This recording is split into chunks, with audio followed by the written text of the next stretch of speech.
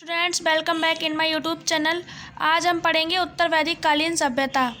ये सभ्यता है, ये उत्तर वैदिक कालीन सभ्यता, ये वैदिक काल का सेकेंड पार्ट है। वैदिक सभ्यता दो प्रकार की होती है, एक तो होती है रिंग वैदिक सभ्यता और दूसरे उत्तर वैदिक सभ्यता। तो आज हम लोग किसके बारे में पढ़ेंगे? उत्तर वैदिक कालीन सभ्यता के बारे में पढ़ेंगे। अगर आपको वैदिक सभ्यता की जो फर्स्ट पार्ट है रिंग वैदिक सभ्यता, इसके बारे में पढ़ना है तो आप कमेंट करें, मैं इसके बारे में भी बताऊँगी। फिलहाल अभी हम इसे पढ़ेंगे।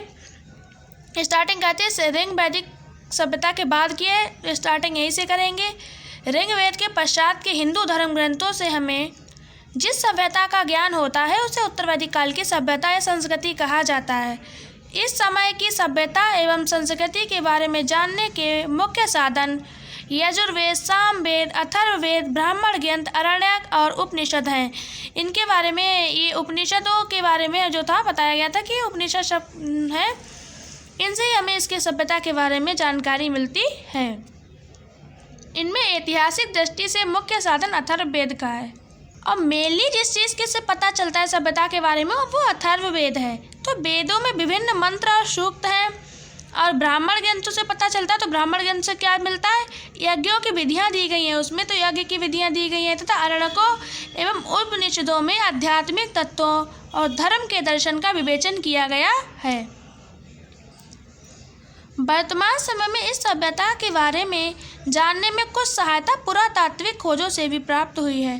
जो पुरातात्विक खोजें हुई हैं, जो हड़प्पा सभ्यता के समय में हुई थी, इसमें पुरातात्विक खोजों से वैदिक सभ्यता, उत्तर वैदिक कालीन सभ्यता के बारे में हमें कुछ ना कुछ नॉलेज मिलती है।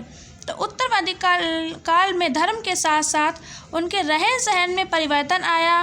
वेदों को वैदिक संहिताएँ कहा गया। इसके अतिरिक्त हस्तिनापुर, आलमगीरपुर, अतरंजी खेड़ा, बटेसर आदि से लोहे के विभिन्न अस्त्र शस्त्र तथा घरेलू वस्तुओं के अवशेष भी उत्तर वैदिक काल के स्वीकार कर लिए गए हैं। इसमें स्थायी ग्रामीण जीवन की झलक मिलती है। इसकी मुख्य विशेषता क्षेत्रीय राज्य के उदय की प्रकृति है। उत्तर वैदिक काल में क्या हुआ था? जब पहले कबीलाई व्यवस्था थी, तो अब कबीलाई व्यवस्था नहीं थी। जब उत्तर वैदिक कालीन सभ्यता आई तो एक शहरी सभ्यता थी ये। इसमें कृषि व्यवस्था थी और जो कबीले थे वो कमज़ोर पड़ने लगे थे। तो कबीले कमज़ोर पड़ने लगे थे, धीरे धीरे ख़त्म होने लगे थे और वर्ण व्यवस्था थी वो कठोर स्ट्रांग होने लगी थी और जो कृषि व्यवस्था थी वो प्रबल होने लगी थी। कृषि और आर्थिक व्यवस्था में परिवर्तन हुए। इस सभ्यता का प्रभाव सभ्यता संस्कृति पर व्यापक रूप से पड़ा। जो संस्कृति आर्थिक व्यवस्था में परिवर्तन हुआ, इसका सभ्यता पर विशेष रूप से प्रभाव पड़ा है। सेकेंड है, फर्स्ट इसकी हेडिंग है। अब हेडिंग पे आते हैं। अब क्या करेंगे, आप एग्जाम में भी इसी टाइप से लिखेंगे, क्योंकि अगर आप एक साथ पूरा लिख देंगे विदाउट हेडिंग्स तो आपको नंबर एग्जामिनर हो सकता है बहुत ज़्यादा काट ले और आप लिख के आए फिर भी आपको नंबर ना मिले। यदि आप हेडिंग से लिखेंगे, हेडिंग डाल कर लिखेंगे तो आपका जो सीरीज़ है वो बिल्कुल लेवल्ड रहेगी। और अगर ऐसे लिख लेंगे तो वो जल्दी में कट भी सकता है आपका क्वेश्चन, या तो नंबर पूरे नहीं देगा अगर आप हेडिंग्स में नहीं लिखेंगे तो फर्स्ट हेडिंग है इसकी राजनीतिक व प्रशासनिक परिवर्तन। तो आर्य पंजाब से निकलकर गंगा के दोआब में फैलने लगे थे। इससे नई बस्तियों का निर्माण हुआ। पंजाब, हरियाणा, राजस्थान, पश्चिमी उत्तर प्रदेश में प्राप्त हुए हैं। अब चित्रित धूसर मिट्टी के बर्तनों के अवशेष और पूर्वी उत्तर प्रदेश तथा बिहार एवं अन्य पूर्वी भागों में प्राप्त हुए काली पालिश वाली मिट्टी के बर्तनों के अवशेष संभवतः उत्तर वैदिक कालीन युग के हैं। आर्य कुरुक्षेत्र से मध्य प्रदेश तक फैले हुए हैं। शतपथ ग्रंथ में आर्यों के प्रसार के बारे में बताया गया है और ये सबसे ज़्यादा जो जिसके बारे में पता चलता है वो शतपथ ग्रंथ है। ये इम्पॉर्टेंट है इसमें। और कुछ ना कुछ पेपरों में जब आप इस सभ्यता के बारे में लिखें तो शतपथ ग्रंथ जरूर आना चाहिए और हो सके तो इसे अंडरलाइन भी कर दें, ठीक है। तो जब लोहे का प्रयोग हुआ तो सबसे पहले इनका मुख्य हथियार बर्छी था। और एक क्वेश्चन इसके बारे में जो एग्जामिनेशन होता है वो सिविल सर्विस एग्ज़ाम होते हैं, उनमें पूछ लेते हैं कि लोहा जो था किस युग में आया था। तो लोहा इसी युग में आया था, उत्तर वैदिक कालीन युग में। रंग वैदिक काल में लोहा नहीं था, ये उत्तर वैदिक कालीन में हुआ आया था। तो जब ये आया तो इससे बहुत सारे हथियार बनाए, इनमें मुख्य हथियार बर्छी था और बर्णाक भी एक प्रमुख हथियार था। छोटे छोटे कबीलों का बड़े बड़े क्षेत्रीय व्यवस्था में परिवर्तन हुआ। मैंने आपको बताया था कि कबीले जो थे वो नष्ट होने लगे थे, तो छोटे छोटे कबीलों का बड़े बड़े क्षेत्रीय व्यवस्था में परिवर्तन हुआ और जो भरत और पुरु कबीला मरकर क्या बना, कुरु कबीला बना। धीरे धीरे इसका प्रभुत्व कुरुक्षेत्र तक प्रभावित हुआ। त्रुबस और कृवि मिलकर पांचाल कबीला बना, और जो त्रुबस और कृवि कबीला थे ये मिलकर इन्होंने पांचाल कबीला बना लिया था। कुरु ने पांचालों से मिलकर इन्होंने अपनी राजधानी हस्तिनापुर बनाई। आपने अगर हस्तिनापुर कुछ नाम सुना हो तो हस्तिनापुर महाभारत में आया था, ये महाभारत का एक राज्य था। तो कुरु कबीलों के दो ग्रुप कौरव पांडव बने, ये देखिए आया ना, कौरव पांडव बने हैं, ये हस्तिनापुर वहीं का है। इनके बीच 950 ईसा पूर्व में भरत युद्ध हुआ, बाद में हस्तिनापुर नष्ट हो गया। इसी भरत युद्ध को विस्तृत रूप से हम महाभारत में पढ़ते हैं। वहाँ के बचे लोग कौशाम्बी जाकर बस गए। कौटिल्य पांचालों की राजधानी बनी। अब ये कौटिल्य बाद में थी, पांचालों की राजधानी बन गई थी। पांचालों का प्रसिद्ध प्रशासनिक राजा प्रवाहन जवाली था। कुरु पांचाल राज्य सबसे महत्वपूर्ण थे। राजा विदेह की राजधानी मिथिला थी। अंग व मगध तक आर्य नहीं पहुँचे थे।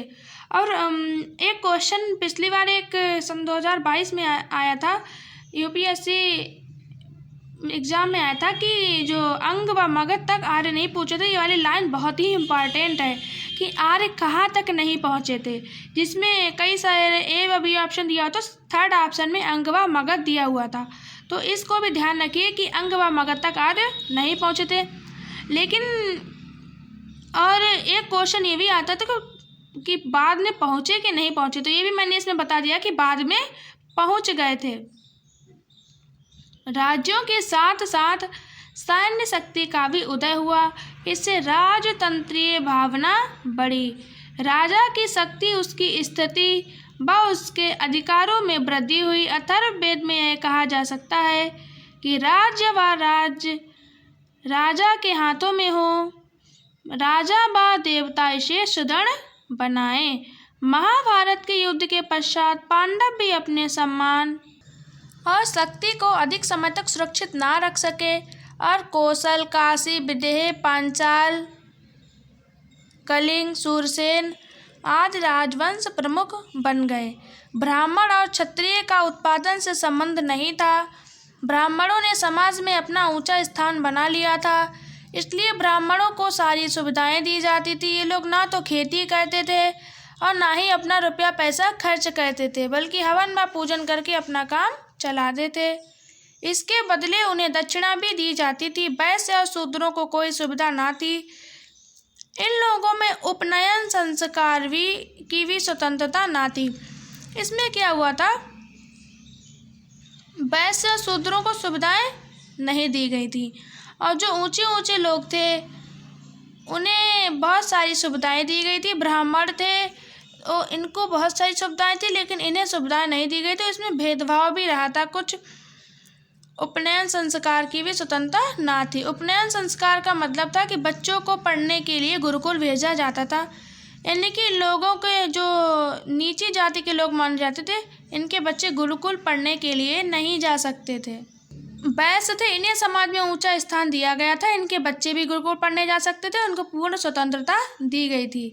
और शूद्रों को सबसे अंतिम स्थान दिया जाता था। शूद्रों को बहुत ही अंतिम स्थान दिया था। शूद्रों को कहीं का जाना वंचित था। उच्च वर्गों की सेवा करना शूद्रों का कर्तव्य था, यानी कि शूद्र थे, वैश्य शूद्र, इन्हें बहुत ही हीन भावना से देखा जाने लगा था। अर्थात शूद्रों को समाज में स्वतंत्र जिंदगी नहीं दी गई थी। और जो भी व्यक्ति था, इसमें क्या हुआ था, जो भी व्यक्ति शूद्र जाति में जन्मा माना जाता था वह बहुत ही दुर्भाग्यहीन समझा जाता था। ब्राह्मण, क्षत्रिय, वैश्य आदि उच्च वर्ग वालों को द्विज कहा जाता था। निम्न वर्ग वालों को स्त्री उच्च वर्ग वाले पुरुष से विवाह कर सकती थी। और क्या था, जो उच्च वर्ग वाले थे उन्हें द्विज कहा जाता था। और जो निम्न वर्ग की स्त्री थी वो द्विज लोगों से शादी कर सकती थी, तो लेकिन निम्न श्रेणी का पुरुष उच्च वर्ग की स्त्री से विवाह नहीं कर सकता था। अंतर जातीय विवाह संभव थे। तो ये तो हो गया, इतना आज मैंने इस वीडियो में कवर कर दिया है। और कल हम लोग पढ़ेंगे संपत्ति के बारे में पूरा पढ़ेंगे। और अगर आपको कोई भी डाउट हो तो आप कमेंट कर सकते हैं। अगर आपके पास कोई क्वेश्चन हो तो हमें भेज सकते हैं। मैंने इंस्टाग्राम आईडी बता दी, वहाँ पे आप कोई भी क्वेश्चन हो तो भेज सकते हैं। अगर आपको लगे कि आपको पढ़ना चाहिए या आपको समझ में ना रहा तो हम मैसेज कर सकते हैं। तब तक के लिए जय हिंद, जय भारत। और अगर आपको वीडियो अच्छी लगे तो वीडियो को लाइक करें और अपने किसी एक मित्र को शेयर करें, जिससे उसका भी भला हो और वो भी अपने नोट्स बराबर बनाता रहे। तो तब तक के लिए जय हिंद, जय भारत। Take care.